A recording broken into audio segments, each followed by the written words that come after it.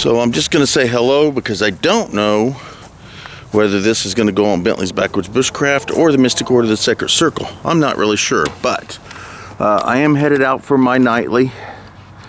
It is the 10th of February. Got 2 more days before the full moon.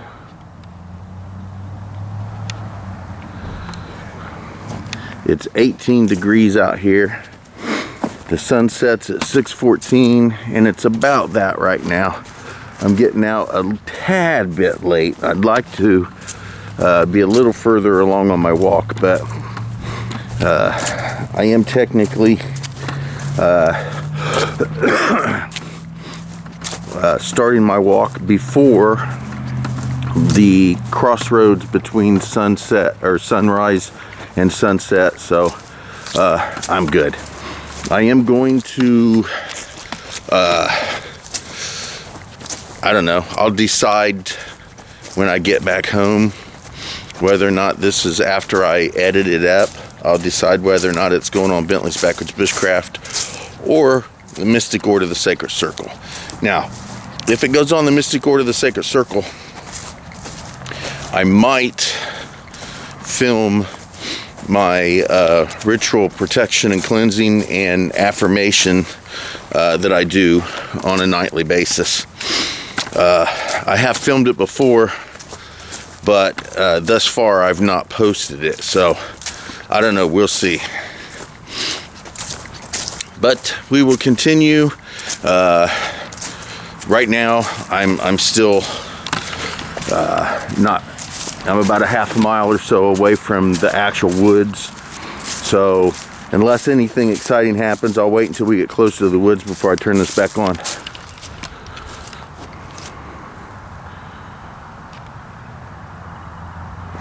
I should also mention that today is Michelle and I's official wedding anniversary. We've been married for 29 years now. It is also my sister's birthday. Now, we actually got married in September. Last September would have been 29 years. But what happened was that in the state of Indiana, which is where we're at, Michelle was required to have a blood test. I think it was rubella. Anyway, she needed a blood test, history of that, proof that she had had that shot, right? Well, the doctor that did that is retired and dead, and also all of those records were destroyed years ago, so there was no proof of it. So we actually got married September, and we didn't have that paperwork, so we couldn't get officially married. So we went ahead and had the ceremony. A friend of ours was the one that was officiating the wedding, and so we went ahead and had the official ceremony, but the paperwork couldn't be finished because we didn't have proof of that shot. So what happened was we had to wait until she got that all straightened out, which September, October, November, December, January, February. I'll be honest, I don't know how long it took us to get that straightened out. It took a while. Anyway, since it was our buddy that actually did the ceremony, we told him, he knew that we couldn't file the paperwork because of the issues with that. So he said, well, whenever, just let me know, and when you're ready, I'll sign another, I'll sign the papers, and we'll call it that away. So after, and again, I have absolutely no memory of how long it took to get this straightened out, but we were sitting down trying to figure out what day we wanted as our official legal wedding. So My sister had passed, and I had some serious psychosis over that, and her birthday was February 10th. I still have difficulties, not nearly as bad as it used to be though. But anyway, we decided that to help with my craziness, we would use February 10th, my sister's birthday, so that I would have something a little more positive and good feelings towards to take over for the distraughtness that I had. So we decided we would use my sister's birthday as our official date for our wedding. So anyway, technically 29 years was last September, but the official date is today. And I'm not 100% sure when this is going to get posted, and I think I mentioned it, but if I have not, today happens to be the 10th of February, just in case I haven't mentioned that. So when my sister passed away, her kids were really young. She has 2 girls and a boy, and they were really young, and honestly, they don't really have too many memories of her at this point, which I kind of find sad, but because I have too many memories. Anyway, she has grandkids now, and one of her grandkids was actually born on her birthday. So she has a grandchild that was born on her birthday today. So I find that kind of cool. I wanted I wanted one of my grandkids to be born on my birthday, but it didn't happen. So there's the moon. We are at the park. This is Jackson Morrow Park, or if I talk about this on Bentley's Backwoods Bushcraft, it's Juliet Mike. And we are going to head to the small woods where I will do my protection and cleansing ritual. Then we will move more towards the larger woods where I will go to my rock and do my affirmations. And then we will continue on into the woods for about another mile and do my walk. We will walk to where I do my full moon and dark moon rituals, and then we'll just turn around and come back. That's my nightly ritual. So again, I don't know whether this will get posted on Bentley's Backwoods Bushcraft as just an outdoor walk, or whether it will get posted on the Mystic Order of the Sacred Circle as a nightly ritual. I will be honest though, I am leaning more towards the Mystic Order of the Sacred Circle and filming this as a nightly ritual. So I don't know. We'll see. So real quick, I am ordained through the Universal Life Church. I am also an ordained minister because of my order, the Mystic Order of the Sacred Circle, and I am in preparations of being ordained by the Reformed Druids of North America.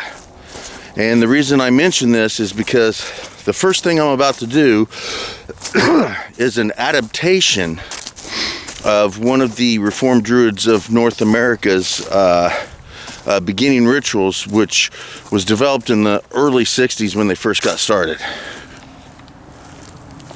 We humbly ask the acceptance of these errors, born of our material form's limitations. Thou art infinite and present in all things, yet we call to thee here. Thou art beyond form and name, yet we craft for thee many forms and names. Thou needest neither praise nor sacrifice, yet we offer both to thee. Yet within us burns the divine spark, a light eternal, a fragment of the boundless essence dwelling in mortal form. Through this spark we are forever connected, bridging the infinite with the finite, the unseen with the seen. We ask thee to embrace these imperfections as the nature of our mortal existence. Cleanse our hearts and minds of distraction, harmonize our spirits with the eternal essence, and prepare us for the sacred work we're about to undertake.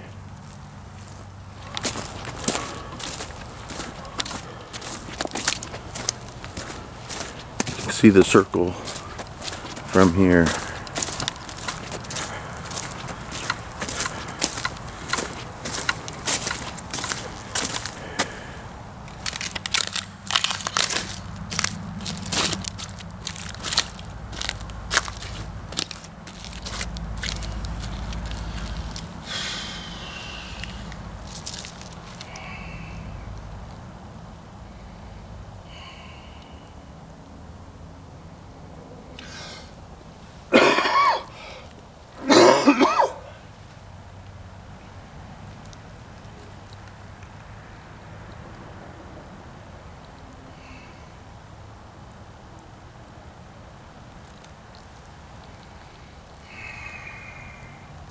East, air, sylph. West, water, nymph. North, earth, gnome.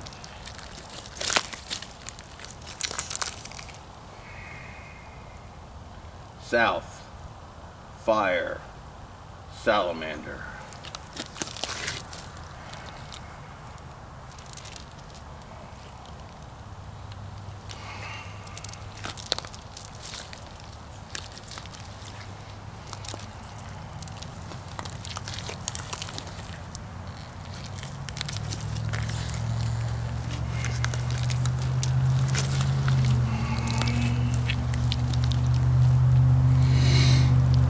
I am now cleansed and protected from all energies, deeds, and thoughts that would remove my spirit from its true path. So shall I say, so shall it be.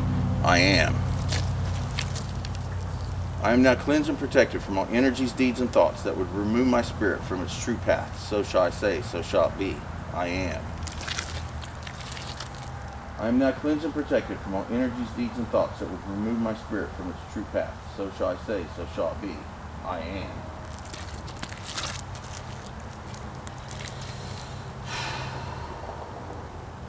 I am now cleansed and protected from all energies, deeds, and thoughts that would remove my spirit from its true path. So shall I say, so shall it be.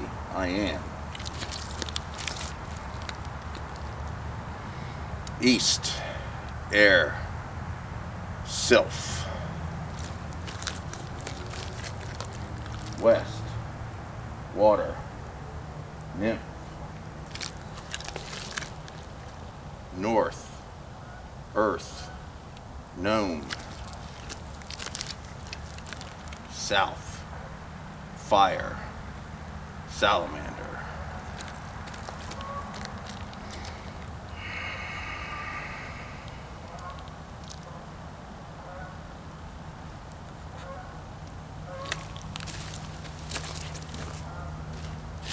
So we are continuing on, and we will go into the woods here, and there will be a small path here to our left, and we'll take that and go to the second area where I do my affirmations. Now, I have a small little booklet that I keep with me.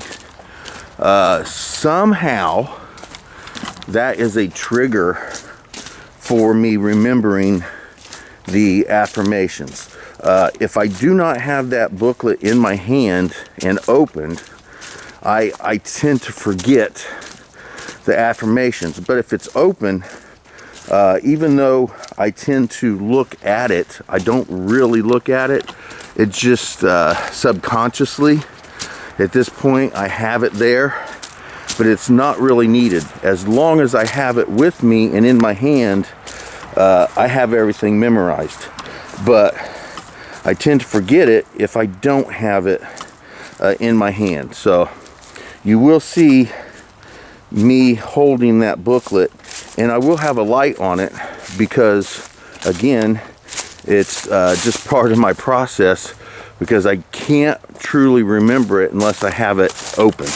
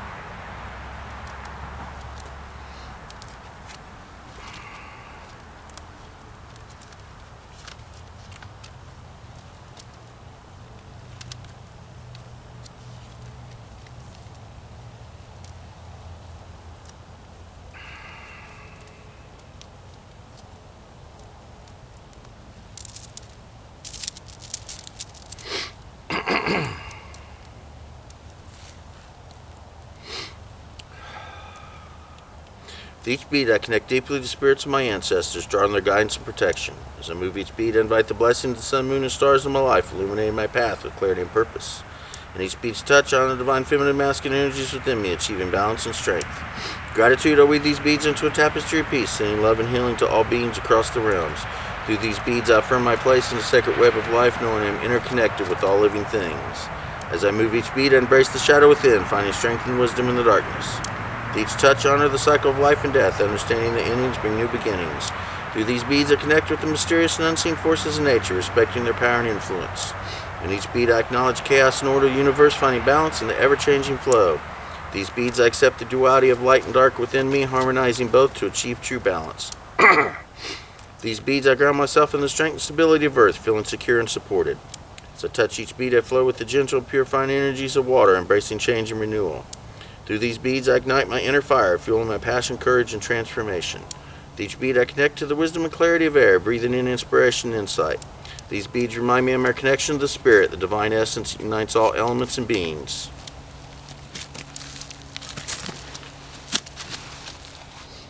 With each bead, I connect deeply to the spirits of my ancestors, drawing their guidance and protection. As I move each bead, I invite the blessings of the sun, moon, and stars into my life, illuminating my path with clarity and purpose. And each bead's touch honor the divine feminine and masculine energies within me, achieving balance and strength. Gratitude, I weave these beads into a tapestry of peace, sending love and healing to all beings across the realms. Through these beads, I affirm my place in the sacred web of life, knowing I am interconnected with all living things. As I move each bead, I embrace the shadow within, finding strength and wisdom in the darkness. Each touch honor the cycle of life and death, understanding that endings bring new beginnings. Through these beads, I connect with the mysterious and unseen forces of nature, respecting their power and influence. In each bead, I acknowledge chaos and order of the universe, finding balance in the ever-changing flow. These beads, I accept the duality of light and dark within me, harmonizing both to achieve true balance. With these beads, I ground myself in the strength and stability of earth, feeling secure and supported. As I touch each bead, I flow with the gentle, purifying energies of water, embracing change and renewal. Through these beads, I ignite my inner fire, fueling my passion, courage, and transformation. With each bead, I connect to the wisdom and clarity of air, breathing in inspiration and insight. These beads remind me of my connection to the spirit, the divine essence that unites all elements and beings.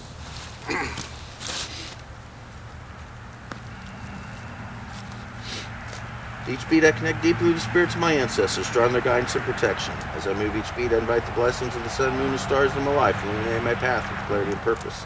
In each bead's touch, I honor the divine feminine and masculine energies within me, achieving balance and strength. Gratitude, I weave these beads into a tapestry of peace, sending love and healing to all beings across the realms. Through these beads, I affirm my place in the sacred web of life, knowing I am interconnected with all living things. As I move each bead, I embrace the shadow within, finding strength and wisdom in the darkness. With each touch, I honor the cycle of life and death, understanding that endings bring new beginnings. Through these beads, I connect with the mysterious and unseen forces of nature, respecting their power and influence. In each bead, I acknowledge chaos and order of the universe, finding balance in the ever-changing flow. With these beads, I accept the duality of light and dark within me, harmonizing both to achieve true balance. With these beads, I ground myself in the strength and stability of earth, feeling secure and supported. As I touch each bead, I flow with the gentle and purifying energies of water, embracing change and renewal. Through these beads, I ignite my inner fire, fueling my passion, courage, and transformation. With each bead, I connect to the wisdom and clarity of air, breathing in inspiration and insight. These beads remind me of my connection to the Spirit, the divine essence that unites all elements and beings.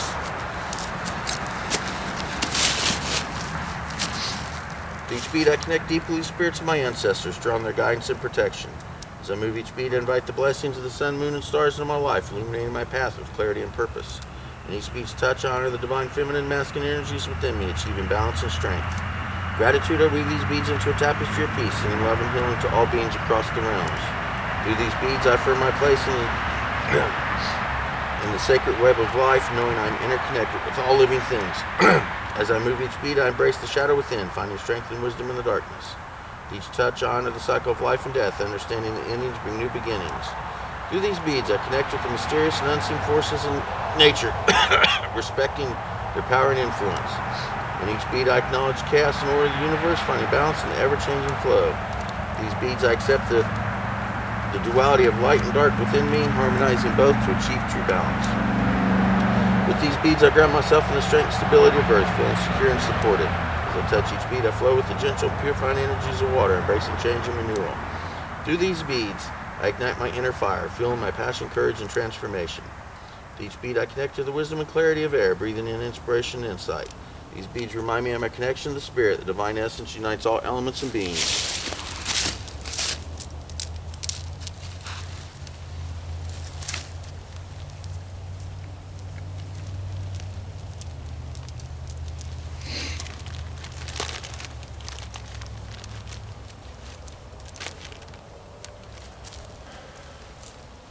So shall I say, so shall it be.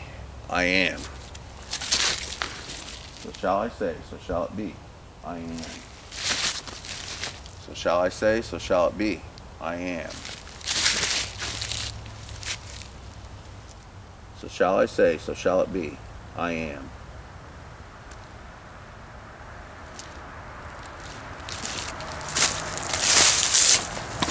So at this point, it's kind of gotten too dark for anyone to actually see. I don't know if that even came out on video or not. Now I will say this: if it's not visible and the darkness is distracting, if you want to see the whole ritual, instead of me doing it when I normally do it, which is at sunset, I can do it earlier so that everything can be seen. Again, if that's requested, I'll attempt to do that. So we're going to continue. We're going to walk down the main path here until we get a little further into the woods, and we will take another side path off onto a dirt path, and I'll get back with you when that happens. All right, so we're getting close to getting off the path again. There we go. So again, this is part of my nightly ritual.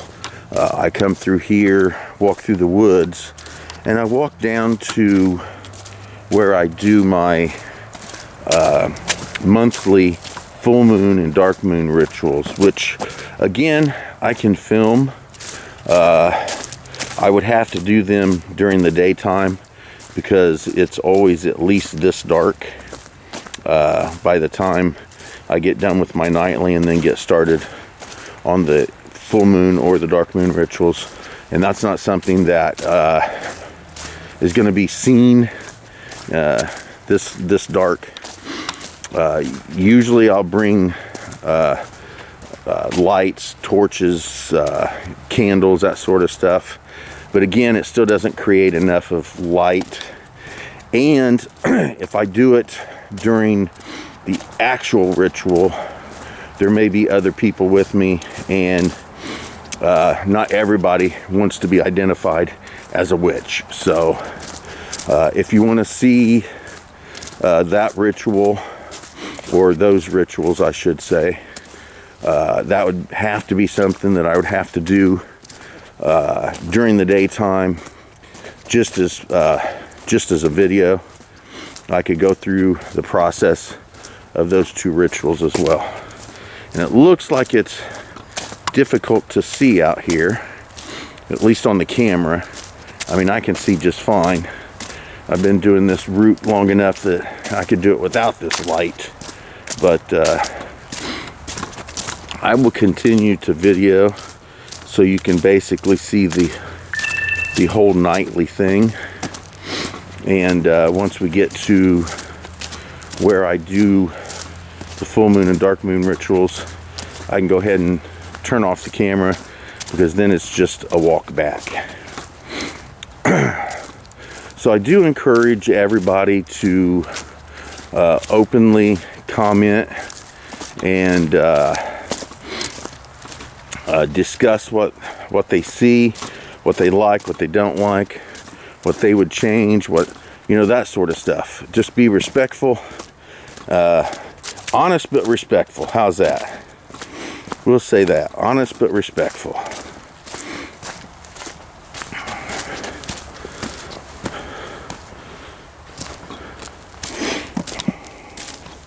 Hopefully the weather is getting decent enough again to where I will start getting more people showing up to not only my nightly rituals, but to the full moon and dark moon rituals as well.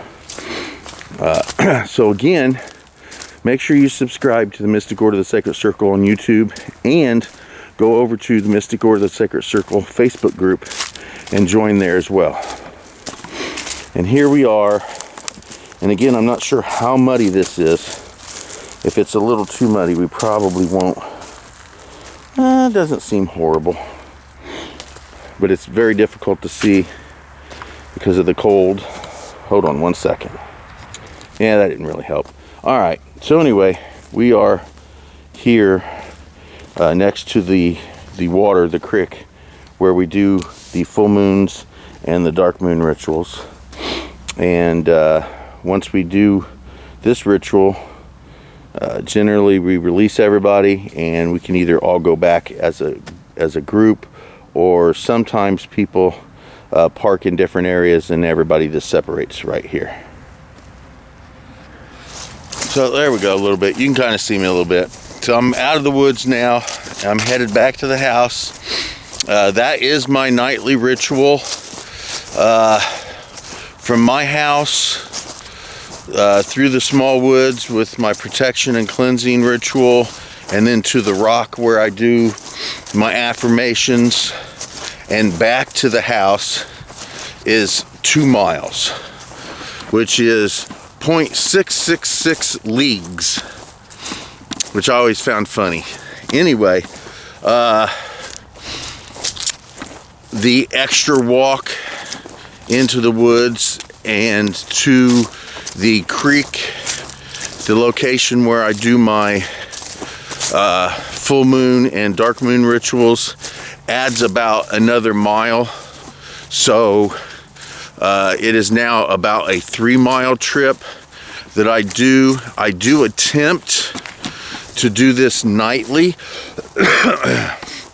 There are occasions when that is not possible. The 2 weeks I was sick, although I did do the ritual a couple times, in that it was like 3 days into me feeling ill. I did the ritual anyway. It was a little cold out, and I don't think that helped. And that next day, the next day is when I got bedridden for 8 days. So I'm not saying coming out here in the cold did that, but clearly it didn't do me any good. As well, I came out right after I got out of bed, and it exhausted me. It was still an enjoyable experience, but it just exhausted me. I think I should have probably waited an extra few days. Now, it's been several days since Michelle and I both have been feeling better. So hopefully unless the weather gets really bad, I can start doing my nightlies again. Now, I did do it when it got down to like 12 or 13 degrees. And again, that was a little too cold. I shouldn't have done it. It was way too cold, but I did it anyway. Today, like I said, tonight it's 18 degrees. It's very nice. I don't have my jacket zipped up. I'm not wearing a hat. It's not that bad. 18 degrees is not that bad. If it gets much colder than 18 though, then I need to start questioning whether I need to do it or not. But it's just going to be getting warmer, so that's good. So there again, that's the nightly, and I'm pretty sure that this will be posted as a pagan video on Mystic Order of the Sacred Circle. So I would like to say blessings to everybody, and I hope you're all doing well. Remember, you're not the wave, you are the ocean.